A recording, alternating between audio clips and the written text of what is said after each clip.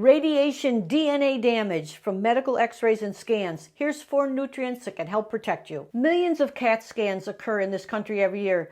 As you can see here, CAT scans emit a lot of radiation, and Canadian researchers wanted to see how they could limit the damage from these and other x-rays. The nutrients they found protective were vitamin C, 2,000 milligrams a day at least, lipoic acid, 600 milligrams a day, N-acetylcysteine, NAC, 1,200 milligrams a day, and beta-carotene, 30 milligrams a day. The researchers said to use all these nutrients every day for at least 5 days before radiation exposure. You want to have the antioxidants on board before the radiation exposure. For details on this important research, go to my blog on betterbones.com.